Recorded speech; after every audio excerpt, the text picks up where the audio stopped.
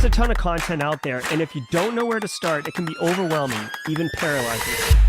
So let's fix that. Welcome to Simply Cyber, a community of tens of thousands of aspiring and active cybersecurity professionals focused on networking, knowledge sharing, and professional development. I'm Dr. Gerald Ozier, Chief Content Creator at Simply Cyber, inviting you to get the answers to your cybersecurity problems with hundreds of cybersecurity videos answering your frequently asked questions, interviewing industry experts, and live streaming daily cyber threat briefings hosted by me. Now get the stories and insights you won't find anywhere else. Hit subscribe now and dig into all the fresh content on the channel and in the community. Nothing should stop you from launching and leveling up your cybersecurity career today.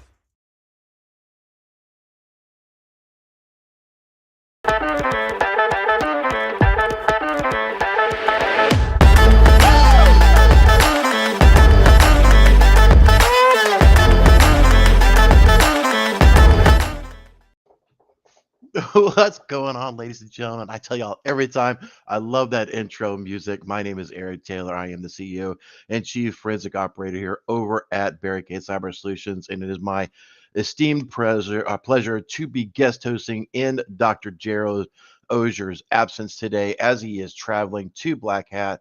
Will not give any of the pertinent details away for any of that stuff, but let's get this thing fired off because I know everybody wants to hear it. That's right. So grab some coffee, grab your bottom. We're going to be coming in hot because today is August 9th, 2023, and I am welcoming you to episode 426 of Simply Cyber's daily cyber threat briefing, where we're going to discuss today's top cyber news. So that way you are more informed when you go into your job this morning. You know what's happening. If you're going in for an interview, you're going to be able to go in there and crush it and be able to say, hey, how do you stay current? Well, I watch this jackwagon, Eric Taylor, who guest hosts sometimes, but more importantly, you stay tuned to CEO or CISO of Dr. Gerald Ozier, delivering those type of analysis every time. He does give you from a more elevated C level. I definitely do more of a technical level recap of the news. And again, happy to be here. If you are Team Live, we do love you joining every single day. We greatly appreciate it. According to my feed right now, we currently have 130 of you wonderful folks joining us on the different channels, whether it's LinkedIn, YouTube, Twitter, whatever the platforms are. We definitely appreciate it. So definitely say Team Live in the chat, like we're seeing with Mosey, with Steven, with Adabu, hooked on phonics, Austin, Geoff.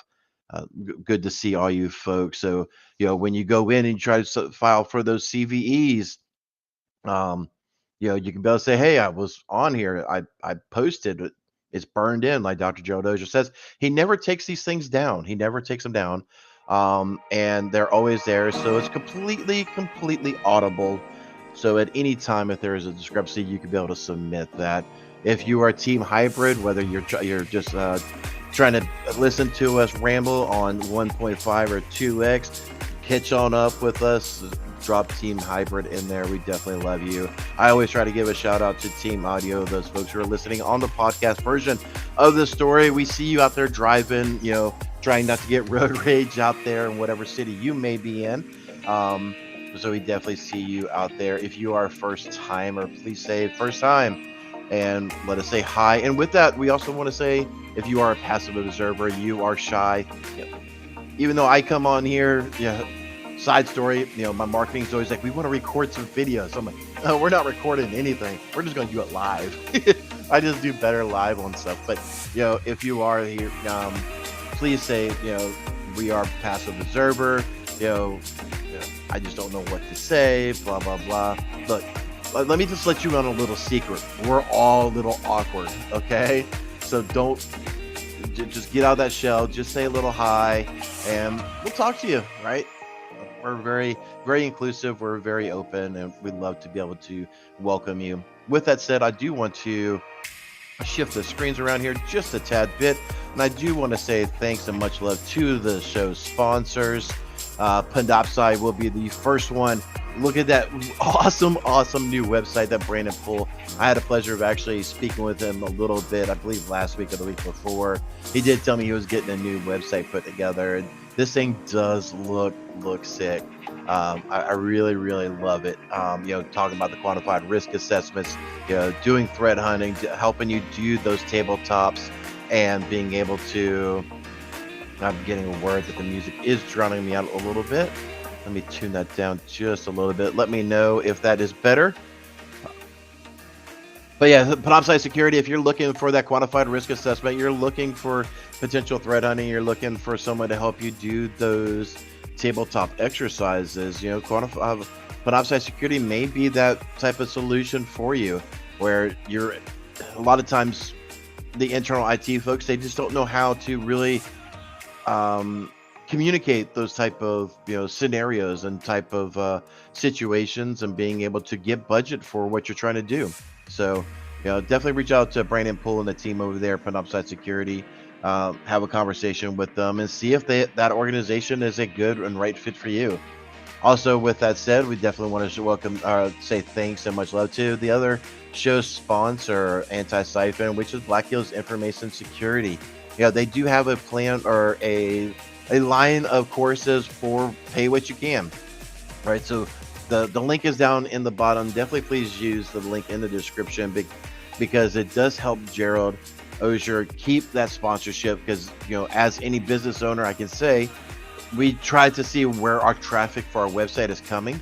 So by using that, it helps boost that they are seeing, oh well, we're getting 100 people, 200 people per month, per week, whatever that number may be, coming in from Simply Cyber. So it does help help sponsor the stream and helps keep that validity there. But if you are new in the industry, you're trying to level up your game, definitely check out Antisyphon training. Full honestly, I've taken a couple of their classes. Really love the team over there.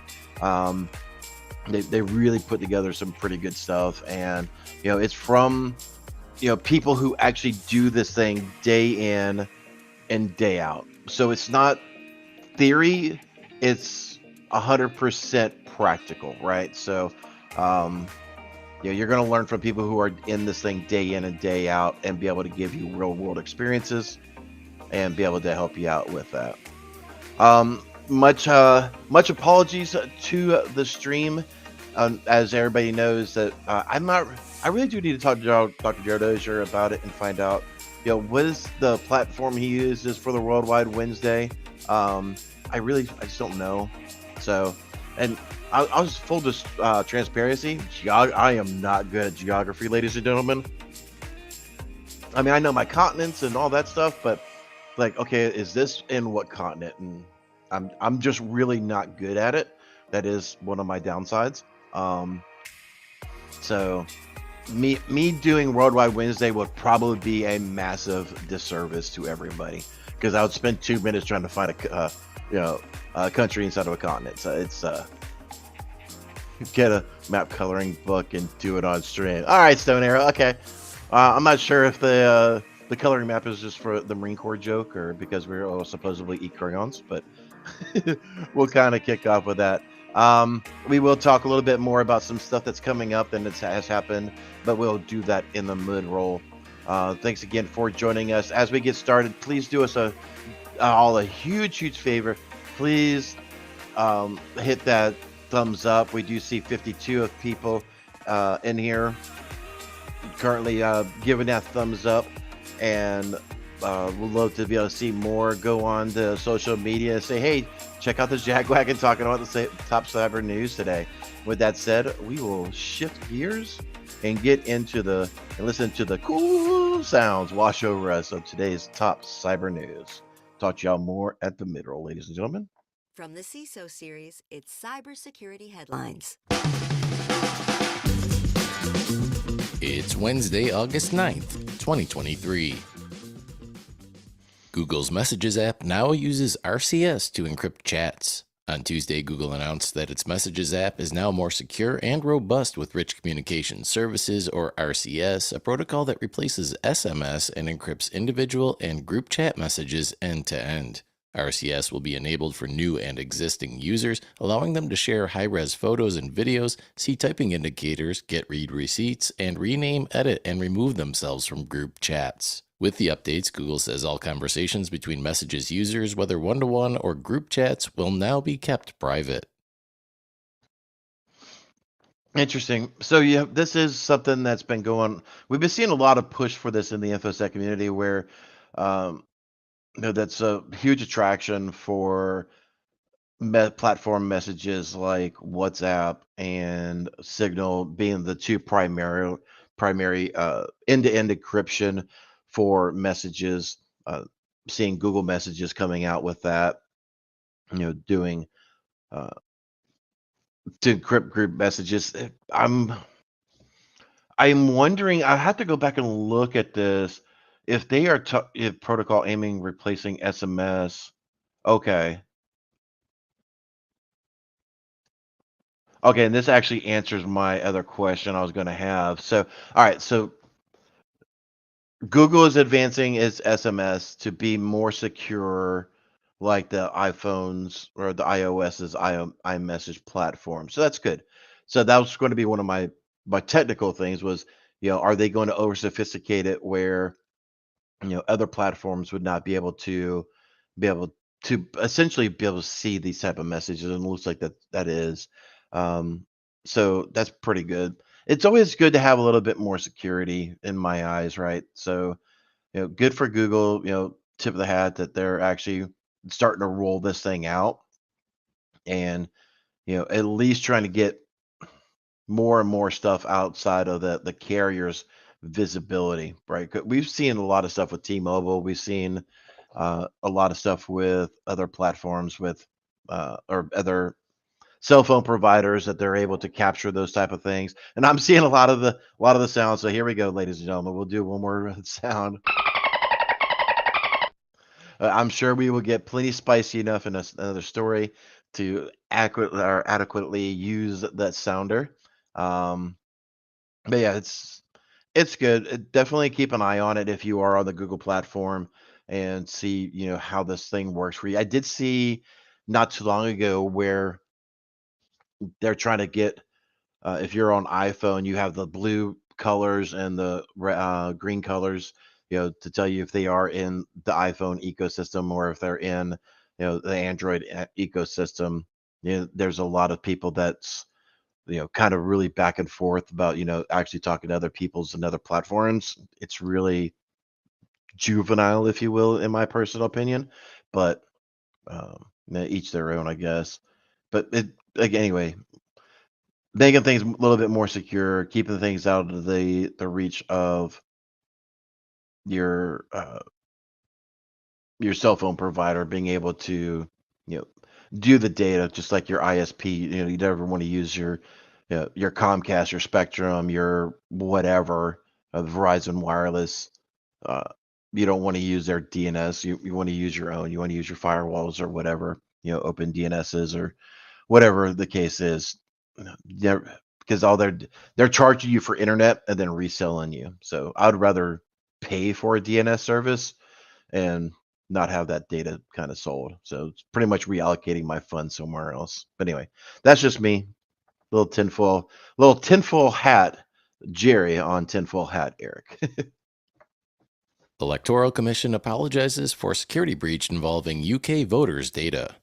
Oh, boy. Confidence in the UK's Electoral Commission may have dwindled after it revealed that a cyber attack that compromised data of 40 million voters went undetected for a year. The attack was discovered last October and reported to the Information Commissioner's Office within 72 hours. However, the regulator did not notify the public for another 10 months. The Electoral Commission apologized for the security breach that exposed full copies of electoral registers, including names and addresses of all voters registered between 2014 and 2022. Data of overseas voters and anonymous voters whose details are kept private for safety reasons were not accessible to the intruders.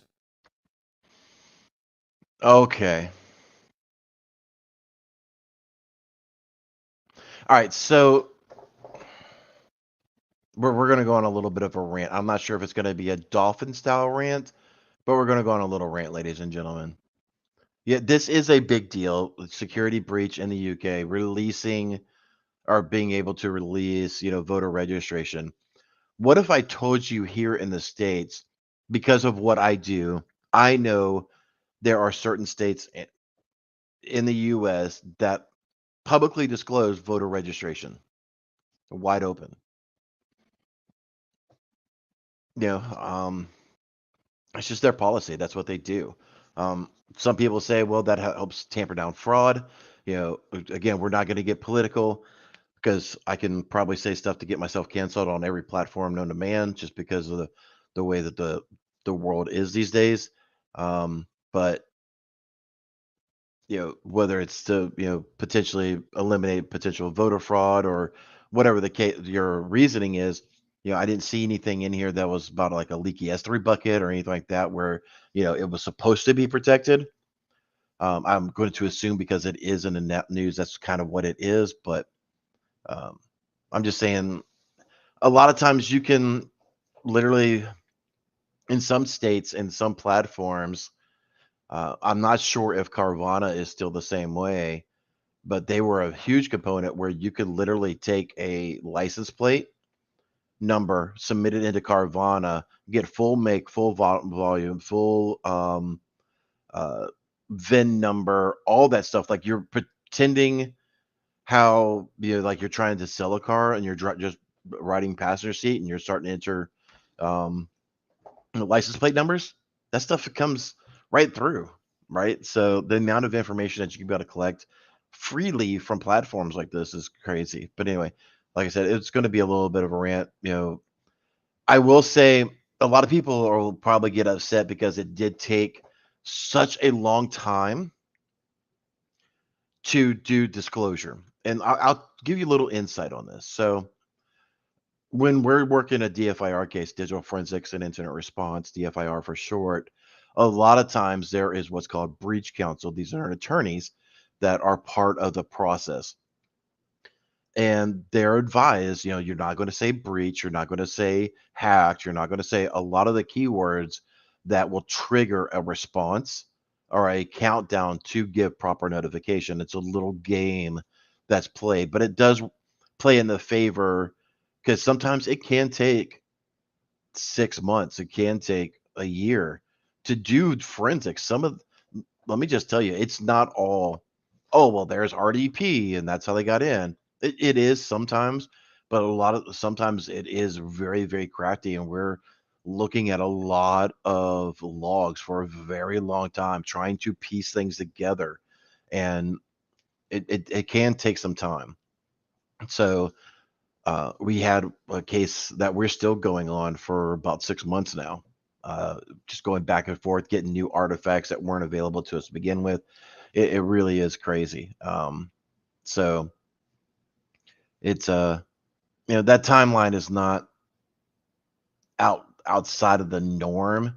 Uh, I do wonder if people are going to get fined, if people are going to potentially going to get fired or whatever, because the UK is under GDPR, right? GDP, yeah. And it'd be interesting to see how that one comes out. It may be in the story. Uh, Suspects. Of course, that Russia is one of my first suspects. It's always Russia, Russia, Russia. Like Marsha, Marsha, Marsha. I mean, everybody kind of points to Russia and the Ukraine. I'm going to tell you right now that while Russia could have done it, by all means, they definitely have the talent for it. Uh, I think pointing to them all the time is a little childish, if you will, because it's like the scapegoat for cybersecurity, right? So, uh, anyway, like I said, I knew I was going to go on a little bit of a rant on that one, but yeah. I did see in the chat from the mods, from James Henson, Eric Taylor, you were in the Marines. Yes, sir. I was in the United States Marine Corps. Um,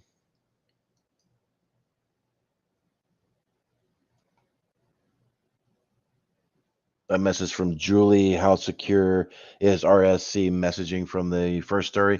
Julie, I'm not 100% sure. That's outside of my wheelhouse. So I'm not in that world. So it's I know enough about the cryptology of messaging to make myself look stupid talking about it. Mm. I pretty much know the basics of it, if you will. So Banks hit with over $500 million in fines for using out-of-band chat apps. On Tuesday, U.S. regulators announced a combined $549 million in penalties against Wells Fargo and a raft of smaller or non-U.S. firms that failed to maintain electronic records of employee communications. The SEC issued fines totaling $289 million against 11 firms they say admitted using side channels like WhatsApp to discuss company business dating back to 2019, therefore violating federal securities laws by failing to preserve records. The Commodity Futures Trading Commission doled out an additional $260 million worth of fines to 4 banks for similar records violations. These actions follow recent settlements totaling more than $2 billion with bigger players including JP Morgan Chase, Goldman Sachs, Morgan Stanley, and Citigroup. all I could say, it could not happen to a better bunch of. I mean, seriously, these banks think they could just do whatever. Here we go. It's going to be dolphin time, ladies and gentlemen. That these guys could think that they can do whatever they want to, and I'm sick and tired of it. I really am, from info security and just from practical business. Like we had, how can I explain this? So we had to do a trend. We don't bank with Wells Fargo, but business wise or personally, I just don't like them. And when you go to make a deposit into someone's account, so back in the boomer days, in my old days, you could go to a bank, and if you knew someone's name and account number, you can make a cash deposit into that. Whether it's an employee, a cousin, family, whatever, right? Wells Fargo is one of those companies that be like, if you ain't got an account with us, you're not depositing any freaking cash. And the fact that a bank will not accept cash drives me insane. Just insane. It's the biggest, dumbest thing in the world. So, to talk about the topic, the side channels, there is a thing called e-discovery. There is a thing called DLP, data loss prevention, that's inside of these type of regulations. So you need to stay in band. So in band is like, let's say you're a Google, your organization uses Google. All your communications should be in the Google. Oh gosh, I forget the messaging app for it now, or it's inside of the mail or the chat inside of the GUI. I thought they had a side one, but let's just say you're a Microsoft shop and all your stuff should be in Teams, things of that nature, right? So, you want it to be inside of that platform. Fun fact is when these people are going to get real upset real quickly because they are using things like Signal, they're using things like WhatsApp and Apple's iMessage. Guess what's going to happen to those users next? Those folks who have been identified as that are now going to have their phone subpoenaed. Their entire lives are now going to be discoverable because they wanted to go to a side channel. So they have to collect the phone and see what was done on that to forensically collect. So your whole world is completely open to e-discovery now because you decided to go side channel and do whatever you want to, like a YOLO panda bear. And so, there are rules and regulations put forth by organizations for a reason. It really is in your best interest. If you really want that clear line of separation between work and personal life, don't do this stuff. Otherwise, like I said, if there is an incident and there is an investigation and it comes out that you've been messaging, Carl in IT on Signal on your personal phone outside of the provided bandwidth, your personal life is now discoverable. You are now surrendering your personal life. And guess what? If you have apps like Signal on your phone, you have Signal on your desktop and on whatever else apps. So your whole life could potentially be discoverable and subject to search and seizure. So, hooray! People are goofy, I swear. Anyway, we'll carry on, ladies and gentlemen. How are you doing today? Malicious extensions can abuse Visual Studio Flaw to steal auth tokens. Researchers have discovered a flaw in Microsoft's Visual Studio Code editor and development environment that allows malicious extensions to retrieve authentication tokens stored in Windows, Linux, and Mac OS. The tokens are used for integrating with various third-party services and APIs such as GitHub and other coding platforms. The issue stems from a lack of isolation of authentication tokens in VS Code's secret storage API. The researchers were able to decrypt the tokens using a key they could easily derive using the executable path and the machine ID. Using a second flaw in the getFullKey function, researchers were able to trick VS Code into granting them access to secure tokens from other extensions. Researchers reported the flaw in a working proof of concept to Microsoft 2 months ago. However, Microsoft has yet to address the issue. Microsoft is really getting a red. I really think these guys are another company, just like the last story. They think they're too big for their britches, right? We've seen things in the recent news about Microsoft Teams, and they don't want to fix that for out of tenant messaging being mimicked. That way, it can appear in channel. Where we've seen one other story. I forget what it is. Now we got Visual Code doing browser extension cred dumps, and it's like they're like, yeah, la la la la la la. Nobody's gonna punish me, yay! It's like the spoiled little neighborhood kid, and they're just getting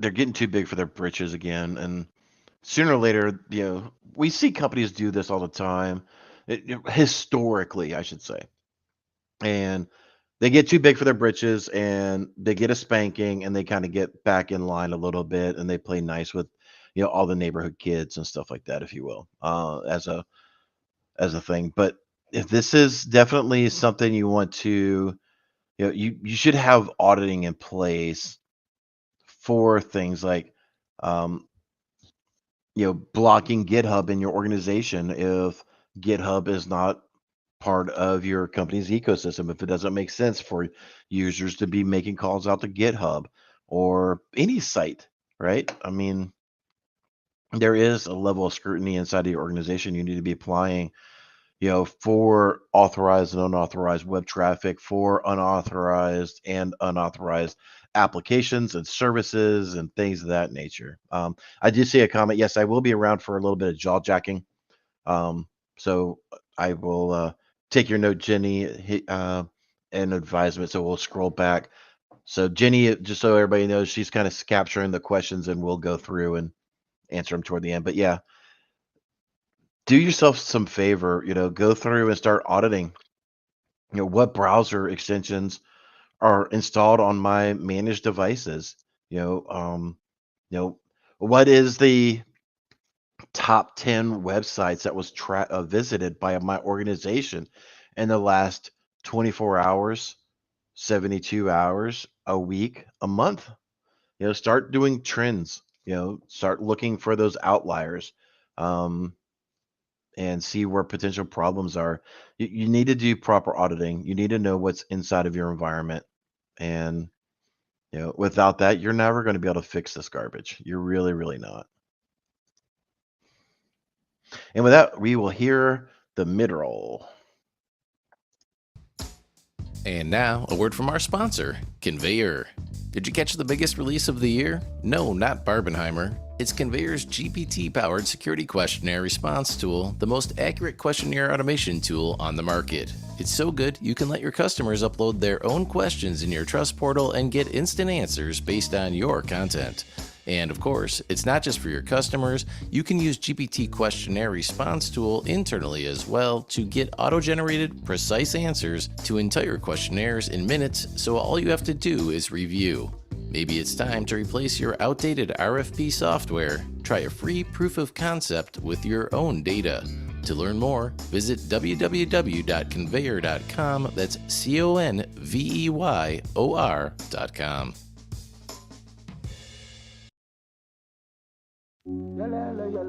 All right, ladies and gentlemen, thank you so much for joining us so far. I hope you are enjoying the rantings of myself as I am again guest hosting, sitting in the quote-unquote A chair for Dr. Joe Dozier. Let's take a moment, enjoy this music for a moment, take a sip of coffee with me. For those who don't know, I'm a major Dunkin' fan, so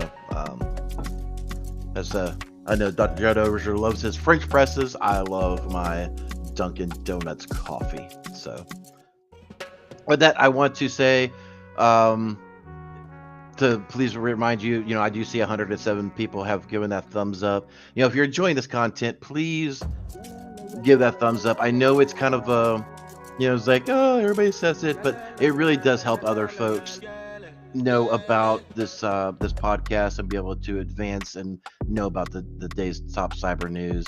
And with that, this is the part of segment we do want to talk about the Simply Cyber Community Challenge. This is a group where on LinkedIn that we go through and help you introduce yourself to everybody else and be able to learn how other people get into the industry, have got into the industry, things of that nature. So using that, go on LinkedIn, look for that hashtag Simply Cyber Community Challenge and be able to connect with other people. Yesterday we did have Stephanie Strauzy. Please forgive me, Stephanie, if I'm butchering your last name. I say it all the time. Hooked on Phonics never worked for me. But this is her link. Definitely go reach out to her or take a look at her, comment, get connected, and be able to, see what her story is and look for other people, and start making meaningful connections with other people. Like, hey, that's how I got into, or hey, you're, that I struggle with the same things, or I'm looking to do the same things. All those type of things. And it really helps find like-minded people. That's really helped building out the community. And we want to make sure that people are able to connect with each other, right? In a very meaningful way and around a topic that we all simply enjoy here, cyber security. So make sure you do tune in for episode 6 of the 8 for rebuilding or monetizing and building your LinkedIn profile. I do believe this may be a pre-recorded. It would just make sense. I just dropped the link in the chat for this. Make sure you have this on your radar for 1 p.m. today, where they're going to talk about the personal branding in the digital age and how much is TMI. For those who don't know that, too much information, TMI.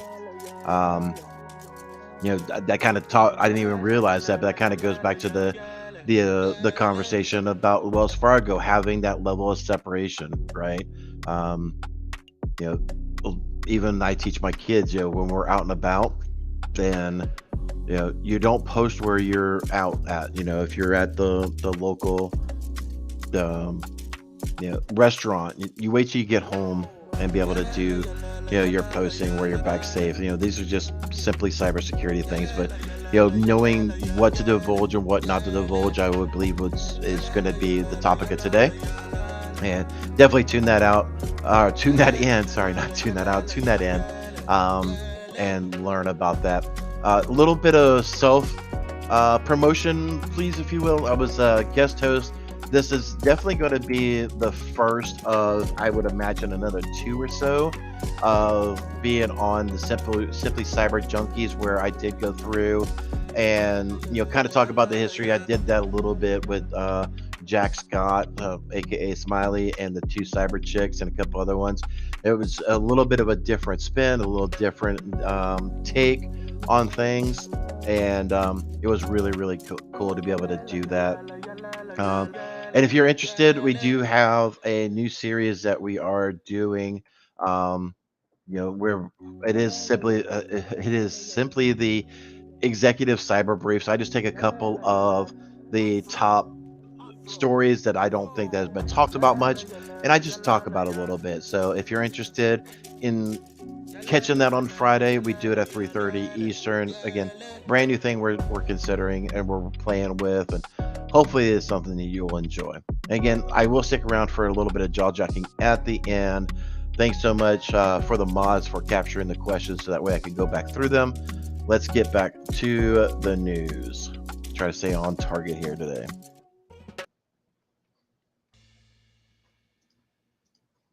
Google is picking up the pace of Chrome security updates. Google will begin issuing Chrome security updates on a weekly basis to accompany the milestone Chrome releases that come every 4 weeks in its stable channel. Google's weekly updates, which used to be issued bi-weekly, will help close the patch gap between fixes appearing in Canary beta releases and then being rolled out to its stable channel. This reduces the time threat actors have to develop exploits based on beta fixes to try and exploit billions of potentially vulnerable stable channel users. Google says the new weekly updates will start with Chrome 1.16. Good. Seeing a more proactive patch schedule from on a platform is definitely a good thing. The one thing, so this is just around Chrome, right? Yeah, so this is around Chrome. Okay. So yeah, I mean, Chrome is being essentially adopted by so much. Even Edge is a Chromium version. There's Chrome, and there's 2 or 3 other flavors of Chrome called Chromium that's being built out. And so seeing something that is being widely adopted by other platforms, getting a routine or a consistent cadence of patch updates is definitely a big win for folks. So we'll be keeping an eye on that. I definitely know it's going to keep the patching guys and gals a little bit. Oh wow, I didn't even notice this. So finish up. They've actually got a update bar. I wonder if that's going to populate down to the Chromium finish update, relaunch update, and new Chrome available. That's pretty cool. So I wonder if that'll come down to Edge and some of the other Chromium flavors. But yeah, again, don't want to spend too much too much time on this one. Just know that finally we're getting a regular patch cadence on this thing. So hats off to Google for that. And now it's time for You Should Probably Patch That Patch Tuesday edition. Hold on, we got to play this. You gotta patch it. Microsoft's August 2023 Patch Tuesday update includes fixes for 74 vulnerabilities, including 2 that attackers are actively exploiting in the wild. Microsoft fixes address 6 critical bugs and 67 flaws it classified as important across an array of Microsoft products. The first 0 day is a denial of service issue assigned a CVSS score of 7.5. The flaw affects multiple versions of .NET and Visual Studio, and attackers can exploit it using low-complexity attacks. Microsoft has now also released a patch for a remote code execution bug in Microsoft Office 2013, 2016, and 2019 under active exploit in the wild. Microsoft initially disclosed the bug in July, but only offered mitigation advice at that time. Additionally, Adobe rolled out a batch of 30 security updates for its Acrobat and Reader software affecting Windows and macOS installations. The software maker documented the security defects in a critical level advisory and warned that successful exploitation could lead to arbitrary code execution, memory leaks, security feature bypass, and application denial of service attacks. A lot to be done, ladies and gentlemen, a lot to be done. One good thing that I'm really glad about that we've implemented a long time ago, and you really should, if you are not doing this, you should have a piece of software, an EDR, whatever, inside of your organization that provides reporting for true CVEs that may be applicable to your organization. Being able to monitor that and be like, yep, CVE 2023-36884 is fully patched on all systems. Thumbs up. Let's go get tacos, as Dr. Gerald Ozier says. And he also says, You gotta patch it. So being able to have that visibility inside your organization to know what's patched, what's not patched, and working on a full patching schedule to make sure things are done in a timely fashion is definitely critical. So, just because you have a GPO on your domain that says patch everything on Tuesday night, and reboot, doesn't mean it freaking installed, right? So, yeah. Brandon Parsons, I see your comment. Message me on LinkedIn. You'll be surprised what I use, maybe. But anyway, we will carry on. 75% of organizations set to ban generative AI.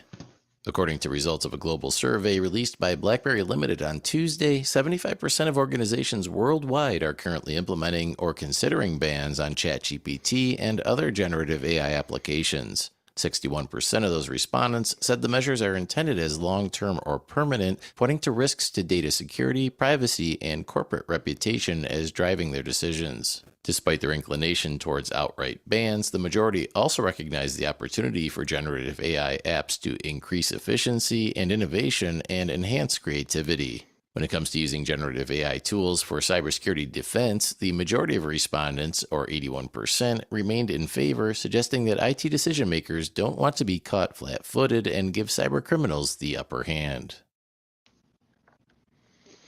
Yeah, so we've seen a lot of stuff in the news about ChatGPT, and it's going to be OpenAI, it's going to be Bard, it's going to be all that stuff. There it becomes. I'm not going to pull it. I'm not going to do a bunch of Googling and try to find it, but there is a complete AI generated woman. Beautiful, beautiful woman. Like you could tell, like it's one of those like models that are just flawless, or they use a ton of that airbrushing and just all that stuff, right? And just a young little thing, 20 something, doesn't got the wrinkles and all that, but it's complete. The young lady, I don't know, can I call her young lady because it is an AI generated image? But there's like people falling in love. There's guys messaging and trying to meet this person, and it's been totally, it's fake. Even on the profile, it says images are completely created by AI, and so it's going to be a problem. You've got, excuse me, you got folks falling in love with things that don't exist.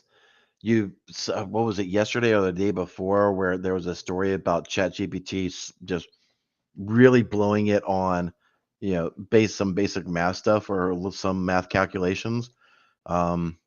There's, yeah, Jax. Hey, Smile. Hey, how you doing, girl? Yeah, I think we're talking about the same thing, but there is a profile that's out there. It may be on Instagram. I'm not really on it, to be honest with you. Um, so it's crazy, but yeah, it's this may be a pause, because I do know we were trying to get, and again, Elon Musk, and I think um, a lot of the other tech heads, if you will, were trying to put a pause and slow down the creation and the advancement of ChatGPT. So, you know, having organizations kind of pump the brakes and kind of banning it, that may help give it the pause that it needs to kind of reassess some of these things, right? So, I do think it's a little bit of fast and loose with it. I do like it for helping create a couple things. I've messed with Chat GPT a little bit here and there, and some of the stuff that it's been able to create is kind of cool. It's never 100% correct, but to be able to get bullet points and you know some items quickly back on something, it's kind of cool. So it at least gives me a starting point. That's kind of what I've always used it for. But anyway. New downfall CPU attacks steal sensitive data. Google researcher Daniel Mogami has devised a new CPU attack to exploit a side-channel vulnerability dubbed Downfall that affects multiple Intel microprocessor families. Mogami was able to exploit the flaw to steal AES 128-bit and 256-bit cryptographic keys and other sensitive info protected by Intel's hardware-based memory encryption mechanism called Software Guard Extensions, or SGX. Downfall attacks require an attacker to be on the same physical processor core as the victim. However, locally installed malware could also potentially exploit the flaw. Details about the vuln were kept private for almost a year to allow manufacturers and providers to develop a microcode update, which is now available to mitigate the issue. However, fully eliminating the risk of downfall attacks requires a complete hardware redesign. Intel downplayed the issue, saying that, quote, trying to exploit this outside of a controlled lab environment would be a complex undertaking, end quote. Mogami has released exploit details and is scheduled to discuss it this week at the Black Hat Security Conference. All right, so I will put something on Dr. Joe Ozier's tasks if I can get a hold of his calendar to go listen to this. We still have, you know, we get brought into so many organizations that still have Spectre and Meltdown vulnerabilities available to them. That's from 3-4 years ago that haven't fully patched. It's granted, the Spectre and Meltdown, it definitely looks like this one. Uh, the downfall, it's definitely, you have to be in the system to exploit this, from what I'm gathering from this from a 30,000 foot view. This does require more investigating on our side. And I would strongly recommend it to you. If you're watching this, definitely dig into this. There's a POC that's going to be discussed. A lot of times on YouTube, the Black Hat talks are live streamed. So it's going to be interesting to see if that one will be or not. Dr. Joe Dozier, you have to be on the same CPU core to exploit it. Yeah, that's kind of what I was thinking, Dr. Joe Dozier. You've got to, if the threat actor got to this point, your network is pretty much already, you're already having a bad day if they got to this point. It was my assumption. Again, just like with Spectre and Meltdown and some of the other ones that have been going on. So, I do wonder if, sometimes some of these things are out of band or able to be done with the Intel vPro. I don't see anything on here that would indicate that like vPro or any out of band on the Intel chipset would be applicable to this. But again, these are things that, and if you want to get into InfoSec, these are the things that you got to ask, the questions you got to ask yourself. It's like, is this just core Intel, chipset? Is it just a CPU? Is it part of, if you have Intel vPro that's kind of out of band, does that actually share the same hardware? Could it be, could that be vulnerable as well? What one thing you always got to ask yourself is, what exactly is my possible blast radius for this situation, right? So do your homework on this one. This one definitely looks like it's going to be an interesting one.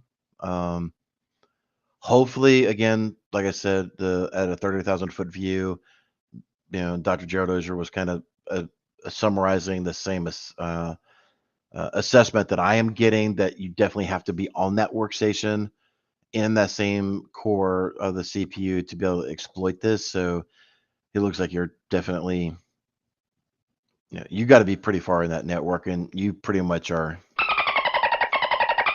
if they get to this point. But anyway, thank you so much for that is the last story, right? And that does it for today's. Yep, that does it for those guys. If you are here just for the news, thank you so much for tuning in today. I greatly appreciate Dr. Jared Ozier allowing me to be able to be ghost hosting in the A chair, being able to help deliver these news to the top cybersecurity news to you in hopefully a very meaningful way. Hopefully you brought enjoyment and be able to go on to be able to crush your day. I wish you all the very best of it. With that said, we will now dig into the doll jacking. Anyway, we will get back over to the mod chat. Let me turn down the audio and kind of go back through the audio of that mod chat. If you have a question that you've been saving, just do me a favor, put a Q in, and then type your question into mod chat or into the stream, and I will look at it. Party on, Carl. Party on. Glad somebody got that reference.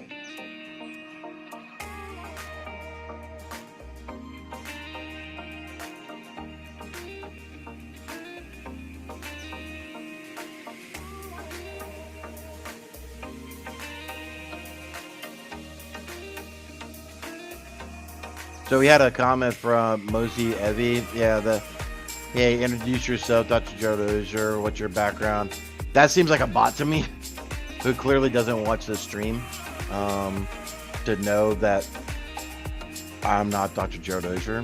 Like, I specifically make sure that on the bottom it has my information to help not confuse people, especially if you're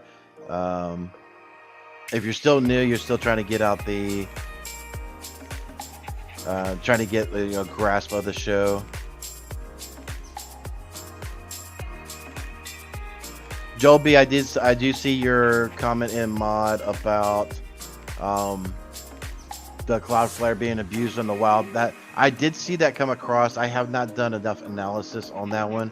That definitely needs to that one needs to be that needs more insight. That needs a little bit more investigation. There's a lot to digest in that.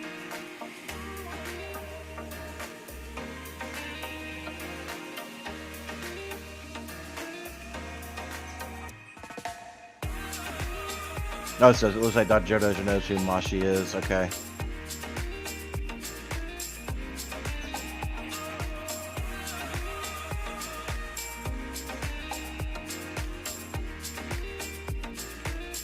Don't feed the trolls and cut the electrical power supply to the bots. That's right. Ben Willis, thank you so much, sir. Greatly appreciate you. I am seeing a lot of the great jobs and the thanks for guest hosting. Thank you so much for the kind words. I do greatly appreciate it. Andy McPherson. Yeah, so I've seen this. So, okay. I personally use CrowdStrike. So we have CrowdStrike internally and for our clients. Hey, Jack Scott, you owe me a message, young lady. But anyway, with our CrowdStrike tenant, we have a part that's called Discover.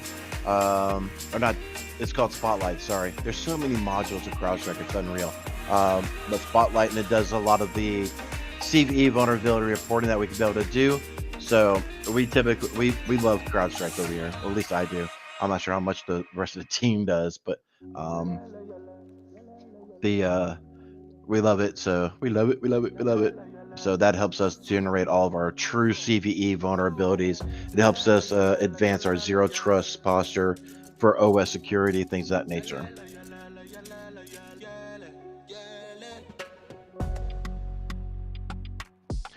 Carl Rand, do you anticipate Barricade doing any hiring in the future? Carl, yes, I do. I just don't have a timeline for that.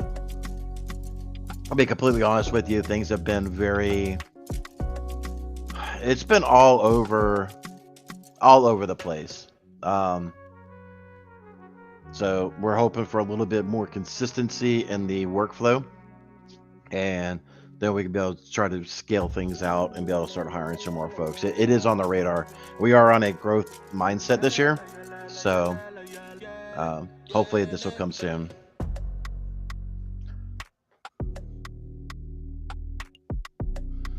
Question from Tim McDonald: what is a good way to propose robust cybersecurity implementations with a baseball bat? No, I'm just kidding. I would talk to them about CIS version 8. You know, I've talked about this a number of times, that CIS really is a entry-level good starting framework that will helpfully allow the business to quickly pivot to more advanced frameworks like the NIST frameworks and things of that nature. So CIS version 8, or previously SANS Top 20, is definitely a good starting point, and it introduces the organization. It's not too much of an uplift. You can get it done in 4 to 6 weeks, so it's not too bad. So that's what I would definitely do. Cyber Ninja, you're welcome. Jamal Ash, what are your thoughts on Qualys? Yeah, I tried Qualys a little bit, but I did not see much value there, right? I'm sure they're a really good platform, but it just didn't seem, at least when I tried it out, it didn't seem very mature platform and being able to report on things. Let's see. So Mashi Levy, how do threat actors bypass firewalls? So there's 2 ways on that. One is a vulnerability in the firewall. We've been seeing a lot of stuff with SonicWall. We've seen a couple things with Palo Alto this year. We've seen some stuff with FortiGates. So there could be a vulnerability in the firewall. Or more commonly, the IT person, MSP, leaves a door wide open, and we'll kind of go from there. So patching and secure, doing an audit of your landscape is definitely something you should do. Dr. Yardoja says it before, and I strongly echo it. If you don't have Shodan, at least monitoring your public IP addresses to be able to alert you when a new port comes up or something like that, I would definitely implement that today. If you can, travel back in time to go to yesterday and do it then.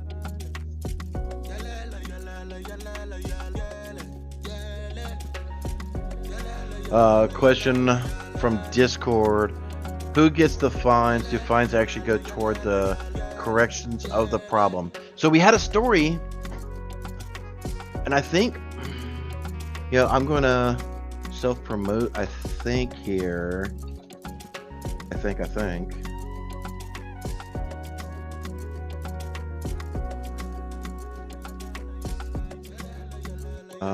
Because I do think I actually talked about this a little bit on my last podcast.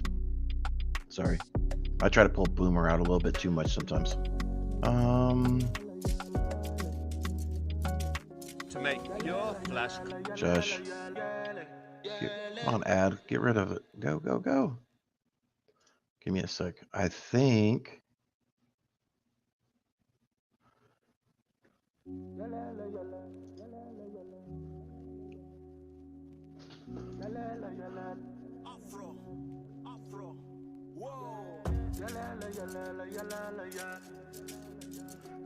So bear with me. I'm trying to make sure I actually talked to. I know it was on my radar. Let me just pull something up. Hold on. Let me go to my other screen because I know if it was not discussed in last week's executive cyber brief, I do know that I had it on my read later.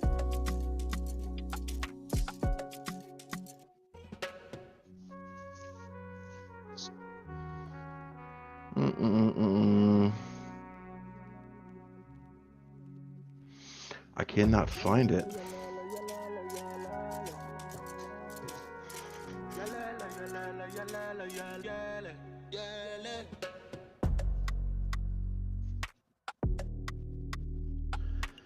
Talked about managing the MSP. It might have been.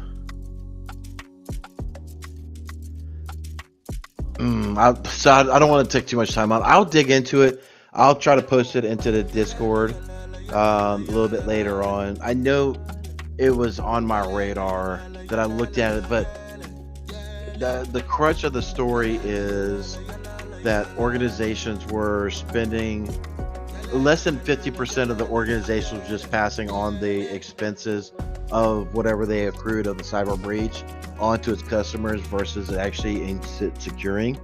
So there is also a shift in the space where CISOs now have to take out insurance on themselves in order to maintain that job. So, you know, as CISOs are potentially being held more and more liable for data breaches that may or may not have been, you know, part of their core ability to implement change. So, you know, a lot of them are getting that, you know, quote unquote medical malpractice version of it is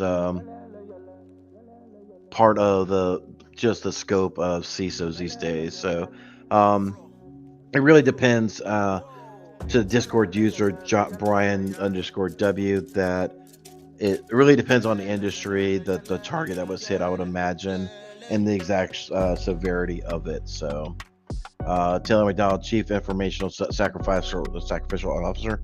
Absolutely. Let's see. Have or has anyone else ever had to testify before a judge? As Alex, I have. So the question was, has or have anyone ever had to testify before a judge as an expert witness? Yes, I have. I'm sure other people in the chat may have as well. Why are such small fines given to major fortune for data privacy breach? Even they get punished, it's a slap on the wrist, a few $1 million fines. It's nothing for them. Moshi Levy, yes, absolutely. It's they don't. What I've seen outside of HIPAA violations and fines, no, even the HIPAA violations, actually, now that I think about it, they have two calculations. They have one that's a percentage of your gross revenue or a max cap per incident. And a lot of the regulations will say it will max out at a certain amount of dollar value. And even HIPAA is the same way. So it could be, I'm going to talk out my backside for a moment. I want to say it's, if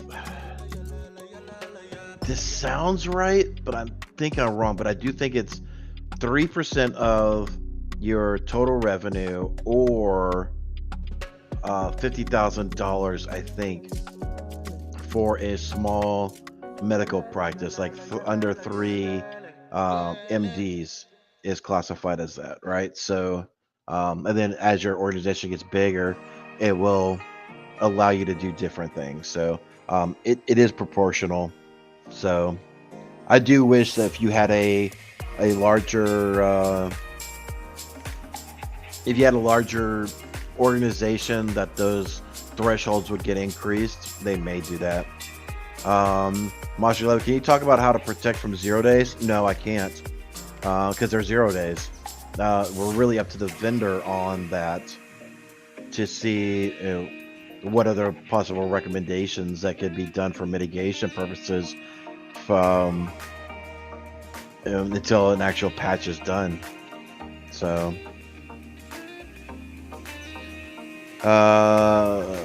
yep. What platform do you recommend for CVs? CrowdStrike is my personal one.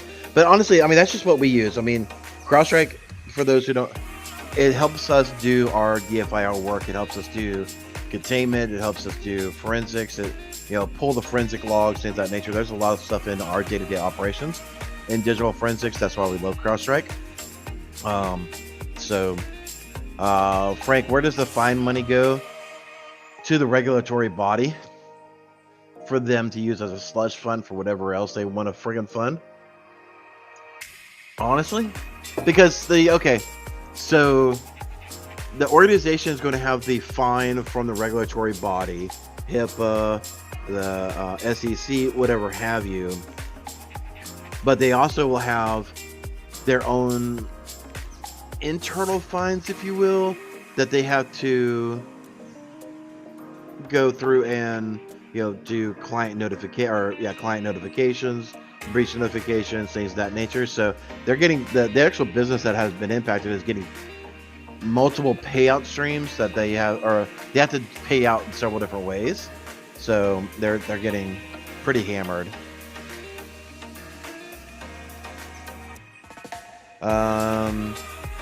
I'm a pen tester, and I am curious about the common plays for artifacts when doing incident response and forensics.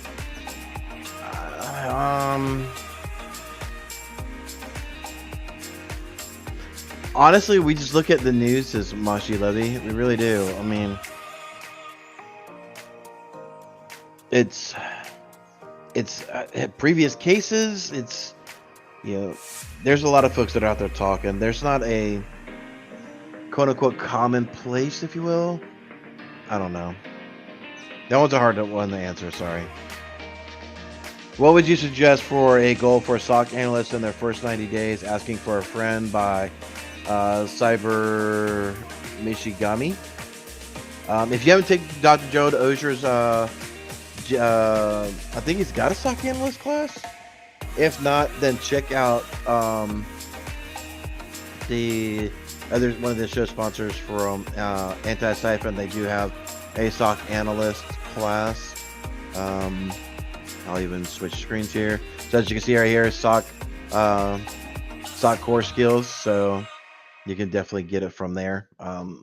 So one of those two avenues will be an awesome resource for you to learn that.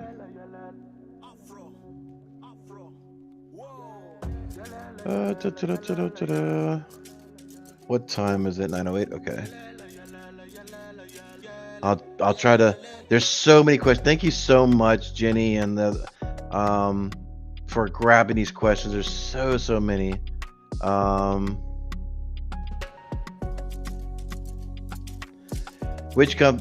Jeffrey, which companies provide InfoSec liability insurance? There is.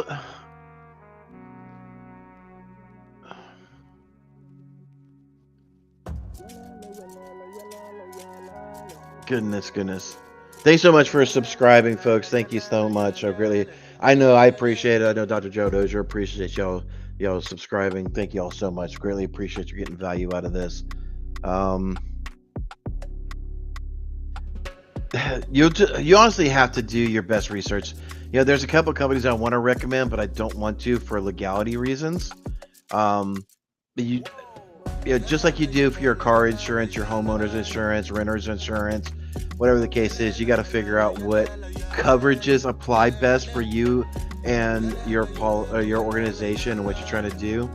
So I don't want to recommend a organization and not be a good fit, and it'd be a liability issue. I hope you understand. But I just say do your due diligence, and definitely talk to a breach counsel. Find breach counsel in your area, and pay them for a couple hours to review your contracts and figure out where your gaps of coverage may be.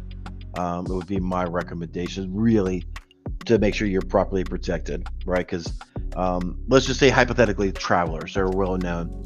They have 4 different type of policies that have varying type of coverage limits and what they do cover and what they don't cover, right? So, like I said, it's really hard for me to say, go to 1, 2, 3 places without the caveat of, you do your due diligence. Um, all right, so last question. No, I see 2 questions. So the last 2 questions we'll answer. Thank you so much for everybody for the questions again. I'm sure Dr. Joe Dozier will have me on again. Let's see. What is the best practice for implementing CIS in an org for someone just getting started? Andy McPherson,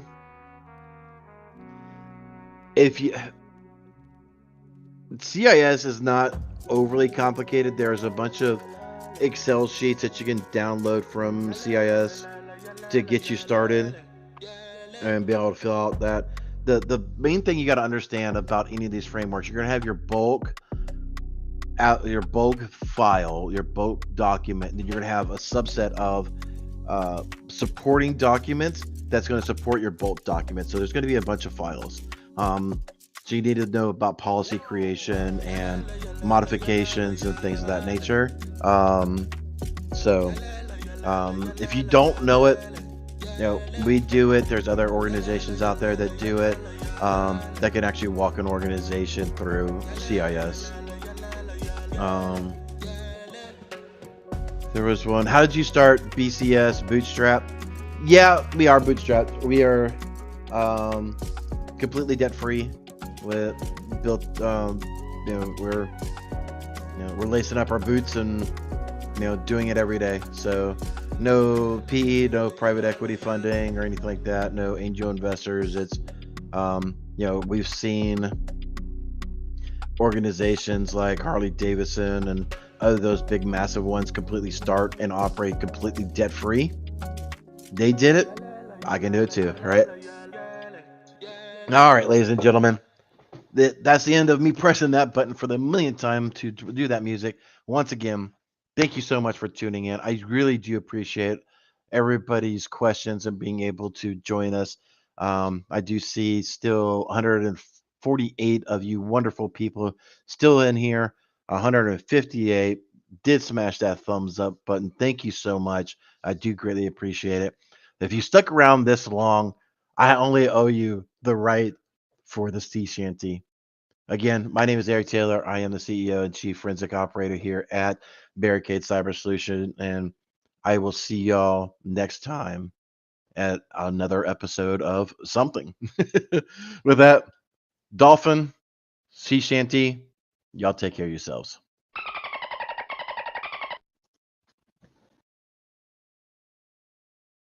There once was a kid whose passwords laid across all sites. They were the same, a criminal, then found their fame by taking that data to go. Soon may a criminal come to steal your pictures and data and run. One day when the crime is done, they'll steal your account and go.